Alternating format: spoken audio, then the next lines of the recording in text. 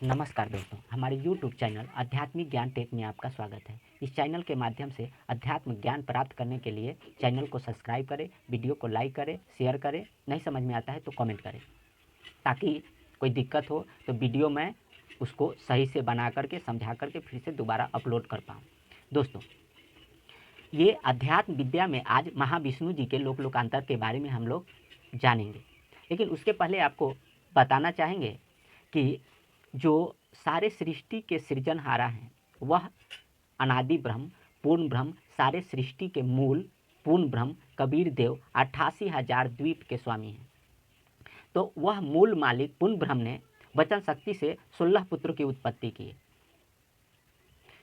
उसमें से अचिंत ने अक्षर ब्रह्म की उत्पत्ति की और अक्षर ब्रह्म से ये ब्रह्म की उत्पत्ति हुई है। ब्रह्म को ईश्वर कहा जाता है, जिनको देव निरंजन और ईश्वर को देव निरंजन और धर्मराय भी कहा जाता है। तो ये जो ब्रह्म जो होते हैं यह दो प्रकार के होते हैं, निर्गुण और सगुण। तो निर्गुण ब्रह्म को देव निरंजन कहा जाता है और सगुण ब्रह्म को महेश्वर ईश कहा जाता है। तो ये जो महेश्वर ईश जिनका ओम नाम है और उनकी पत्नी माता दुर्गा जी से जो पुत्र उत्पन्न हुआ वह विष्णु जी हुए।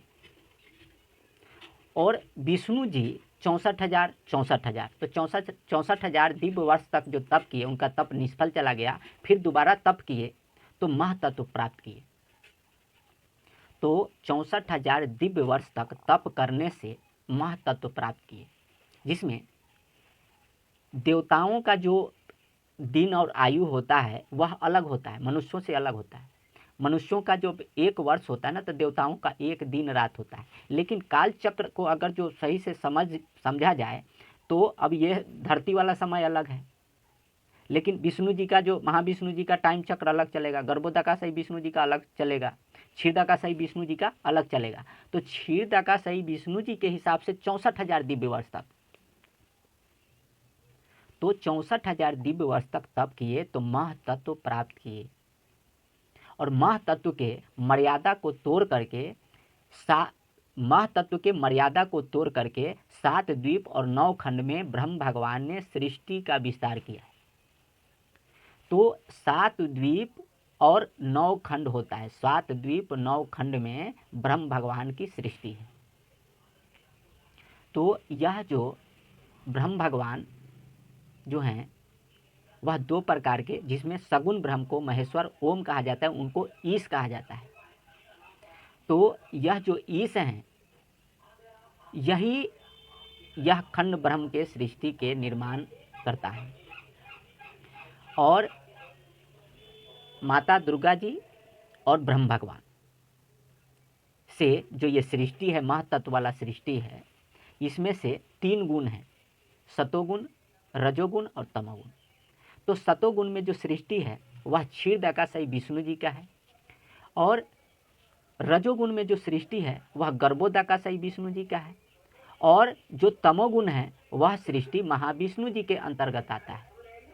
तो महाविष्णु जी वाला तम, गर्भोदकाशयी विष्णु जी वाला रज और क्षीरदाकाशयी विष्णु जी वाला सत। तो सत, रज और तम, यह 3 खंड में फिर 3-3 9 खंड बनेगा। तो यह महाविष्णु जी का जो लोक है, यहाँ कर्मों का भोग गर्भोदकाशयी विष्णु जी के लोक में भोगते हैं, क्योंकि स्थूल शरीर में शरीर जो होता है कर्म करता है, जिसको व्यापार कहते हैं, व्यापार कर्म बात बराबर है। तो यह कर्मों का भोग गर्भोदकाशयी विष्णु जी के लोक में भोगते हैं। वहाँ सारा व्यवस्था है, जो जैसा कर्म करता है उसके हिसाब से सब कैटेगरी वाइज बना हुआ है। सब देवताओं का लोक लोकांतर अलग है, हर एक ब्रह्म का लोक लोकांतर अलग है। जिसमें जो पूर्ण ब्रह्म का है वह पूर्ण ब्रह्म का सतखंड आता है। लेकिन पूरे अध्यात्म ज्ञान को, आत्मज्ञान को, परमात्म ज्ञान को प्राप्त करके और पूरा कंप्लीट ज्ञान प्राप्त करके और पूर्ण पिंड देश, ब्रह्मांड देश और दयाल देश को जब तक पार नहीं कर जाते हैं तब तक जरा मरण, वृद्धावस्था और सब प्रकार के दुखों से आप नहीं छूटते हैं। तो प्रश्न ये उठता है कि ये जो भक्ति कर रहे हैं ये सब नष्ट हो गया? नहीं, काम किए खत्म हो गया नहीं। तो जो जितना भक्ति किया रहता है उस देव के लोकों में जाकर के भोगों को भोगता है और फिर पुनः पृथ्वी पर आता है और पुनः कर्म और भक्ति करता है, जब तक कि उसका भक्ति पूरा नहीं हो जाता, पूरा ज्ञान नहीं हो जाता, सतगुरु पूरा नहीं मिल जाते। क्योंकि गुरु भी अलग अलग पदवी के होते हैं। आध्यात्मिक गुरु अलग होते हैं, आत्मिक गुरु अलग होते हैं, परमात्म तत्व के ज्ञान कराने वाले गुरु अलग होते हैं। जो परमात्म तत्व के ज्ञान कराने वाले गुरु होते हैं वो पूरा सच्चा सतगुरु होते हैं। तो पूरा सच्चा सतगुरु जो हैं वह कबीर देव हैं। तो कबीर देव के शरण में कोई भी जो जीव जाता है, और उनके भी भक्ति में कैटेगरी वाइज बटा हुआ है। तो भक्ति जो नया स्टार्ट करता है तो उसमें भी क्लास है, भक्ति कर करके आगे बढ़ता है और फिर पुनः मोक्ष प्राप्त करता है, स्वतंत्रता को प्राप्त करता है। लेकिन वो तो बात करना है, लेकिन हम आज महाविष्णु जी के रिलेटेड लोक लोकांतर में बात करेंगे कि यह महाविष्णु जी का जो लोक है वो किस तरीके से है। तो महाविष्णु जी का जो है वो तम खंड है। तो ये जो महेश्वर की जो प्रकृति हमने पिछले वीडियो में सब पहले बना चुके हैं, आप शुरू से पार्ट 1 2 करके देखिएगा तो धीरे धीरे समझ में आएगा। और अध्यात्म ज्ञान का ये सीरीज है, धीरे धीरे समझते हुए आप समझ सकते हैं। तो कबीर साहब कहते हैं कि धीरे धीरे रे मना धीरे सब कुछ होए, आ माली सींचे 100 घड़ा ऋतु आए फल होए। तो धीरे धीरे ही सब कुछ होता है। जैसे आपने दिमाग में एक योजना बना लिया कि हमको आम चाहिए, तो आम बाज़ार से खरीद के खाना है या पेड़ लगा करके, तो पेड़ लगाइएगा तो एक बीज के बदले में 1000 मिलेगा, और आपको भी मिलेगा और पीढ़ी दर को मिलता है, पीढ़ी दर पीढ़ी मिलता है। तो कबीर साहब कहते हैं कि भक्ति बीज बोए जो हंसा, ताको तारू 71 बंसा।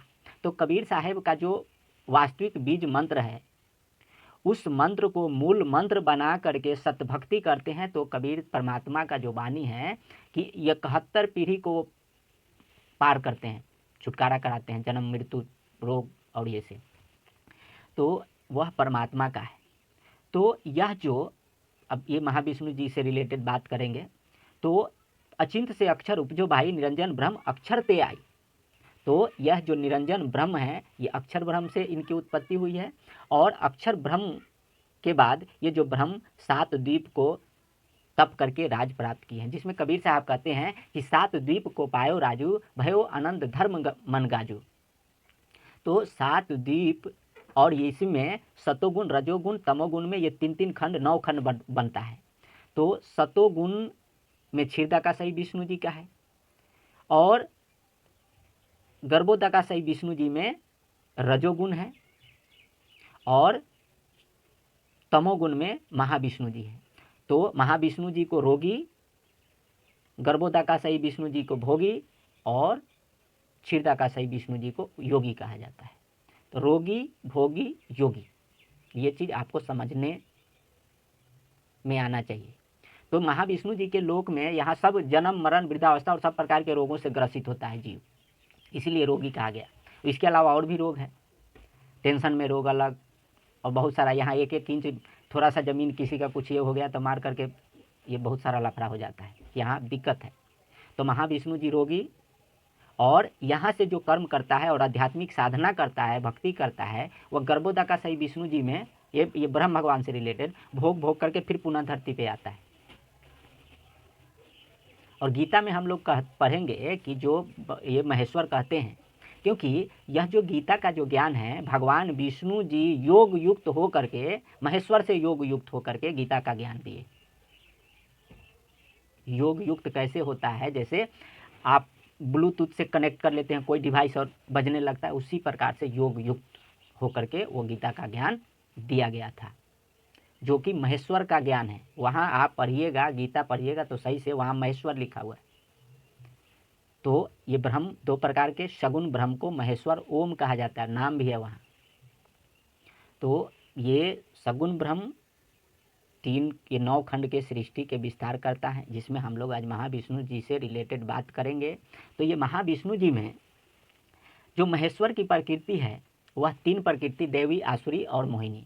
तो ये महाविष्णु जी में महाविष्णु जी में आसुरी प्रकृति को धारण करके महेश्वर 3 देवता सत्वगुण रजोगुण तमोगुण युक्त, तो सतोगुण युक्त विष्णु जी, रजोगुण युक्त ब्रह्मा जी और तमोगुण युक्त शंकर जी। यह 3 गुण देवता हम पहले वाले वीडियो में बता चुके हैं। तो यह 3 गुण रूपी देवता को देवता कहा जाता है, ब्रह्मा विष्णु शंकर जी को देवता, और ये जो महाविष्णु जी रमापति इनको भगवान कहेंगे। गर्भोदकाशायी विष्णु जी पद्मापति भगवान विष्णु जी को भगवान कहेंगे, और क्षीरदकाशायी विष्णु जी जिनमें उमापति भगवान विष्णु जी को, वहाँ भगवान विष्णु क्षीरदकाशायी विष्णु जी को भगवान कहेंगे।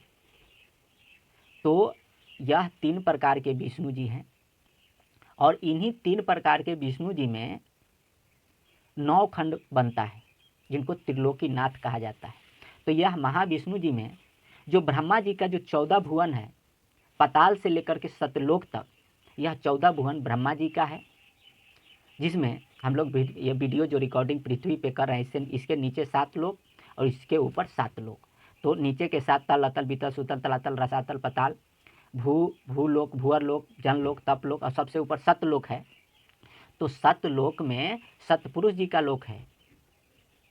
तो हर एक देव का अलग अलग लोक लोकांतर में है। जो जिसकी भक्ति करता है, भक्ति अधूरा होता है, उसके लोक में उसको वहाँ भोगों को भोगता है, फिर नीचे फिर पृथ्वी पे आता है, भक्ति पूरा कंप्लीट करता है, फिर पिंड देश, ब्रह्म भगवान जो सनातन पुरुष को ब्रह्म कहा जाता है, और ब्रह्मांड देश परब्रह्म अक्षर पुरुष, और फिर दयाल देश सतपुरुष जी का जो लोक है, 88,000 द्वीप के स्वामी हैं, जिसको अमर पुरुष अमर लोक कहा जाता है, सतलोक कहा जाता है। वहाँ जाने के बाद परमानेंट जरा मरण वृद्धावस्था और सब प्रकार के दुखों से हमेशा हमेशा के लिए जीव छूट जाता है। वहाँ परमात्मा सिंहासन पे राजा के समान बैठे हुए हैं, और वहाँ से परमात्मा कबीर साहब इस धरती पे हर एक युग में ज्ञान देने के लिए आते हैं, जिसमें सतयुग में भी, द्वापर में भी, त्रेता में भी, कल युग में भी।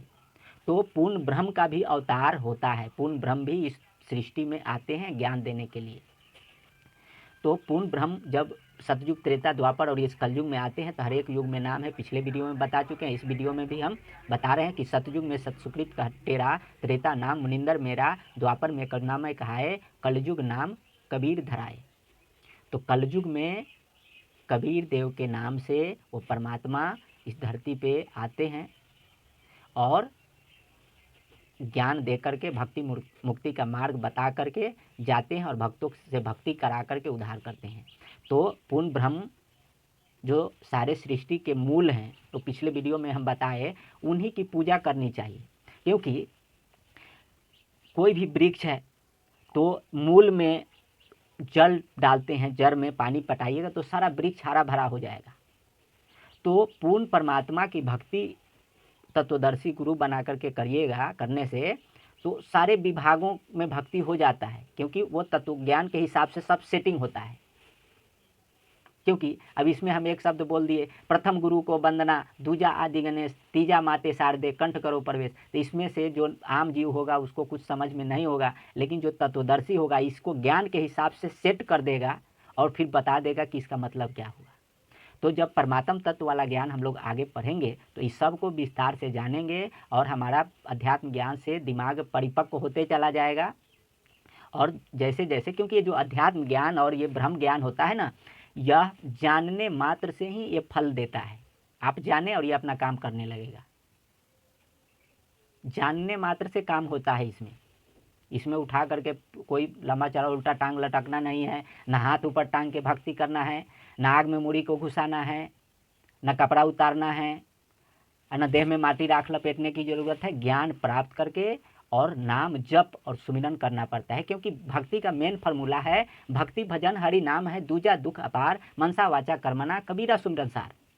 तो सार माने वास्तविक, सार माने ओरिजिनल नाम की भक्ति करनी पड़ती है, वास्तविक नाम की भक्ति करनी पड़ेगी।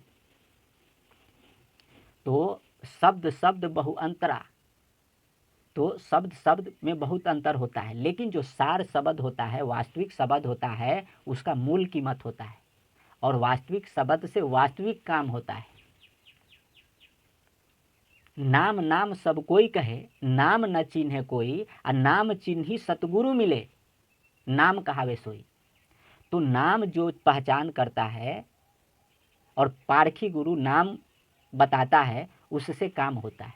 तो इस दुनिया में सतगुरु तलाश करके भक्ति करना चाहिए, गुरु बनाना चाहिए और गुरु के हिसाब से भक्ति करना चाहिए।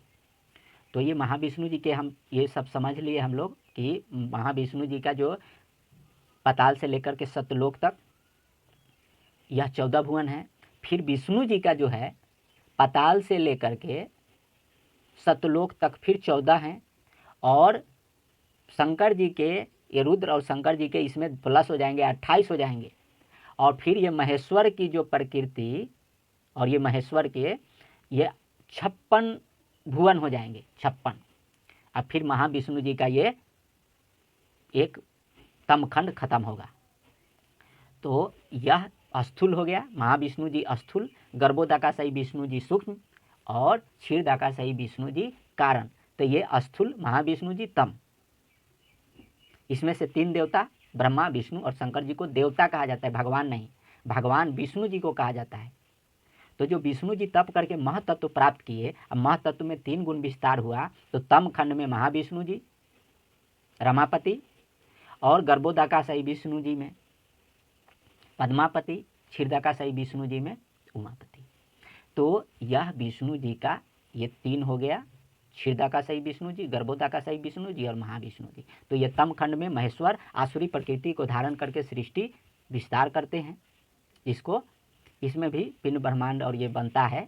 इसको विस्तार से धीरे धीरे समझेंगे हम लोग। लेकिन पूरे सृष्टि में जो दयाल देश के जो स्वामी हैं वह 88,000 द्वीप के स्वामी हैं, जिनको पूर्ण ब्रह्म कहा जाता है। वहाँ वह 16 पुत्र से सुसज्जित है वह सृष्टि, जो कि 16 पुत्र के बारे में धीरे धीरे हम लोग आगे चल के, वो तो परमात्मा जब वो वाला ज्ञान पढ़ेंगे तो हम लोग धीरे धीरे समझेंगे। लेकिन वो क्लास ही वो अलग चलेगा, क्योंकि इसमें ज़्यादा मिक्स होगा तो ये अध्यात्म भी गड़बड़ाने लगेगा और फिर गड़बड़ हो जाएगा। तो वो 88,000 द्वीप के स्वामी जो पूर्ण ब्रह्म हैं, वह सृष्टि अलग है। वह उसमें 3 गुण वाला सृष्टि वहाँ नहीं है, सत्व रज तम। और 3 गुण के द्वारा जो यहाँ कुछ हो रहा है वहाँ वो चीज़ नहीं मिलेगा। वहाँ शरीर भी अलग होगा, क्योंकि ये शरीर सब ताम झाम अलग होता है। परमात्मा के पास वो चीज़ होता है, उसमें वो डाले, अब शरीर दूसरा हो जाएगा, चेंज हो जाता है। तो चेंज होकर के फिर सतलोक में वो हंस आत्मा वहाँ परमात्मा की स्तुति और गुणगान करते हैं। वह दिव्य लोक है।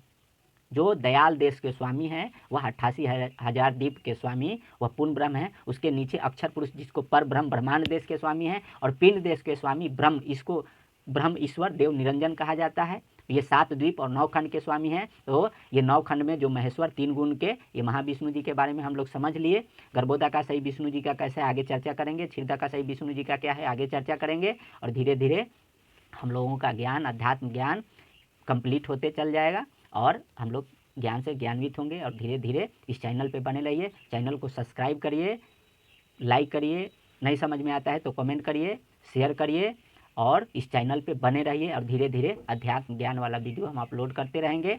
और फिर ज्ञान जान करके जरा मरण वृद्धावस्था और सद्गुरु बना करके हमेशा हमेशा के लिए सुखी हो सकते हैं। मिलते हैं अगले वीडियो में, तब तक के लिए नमस्कार।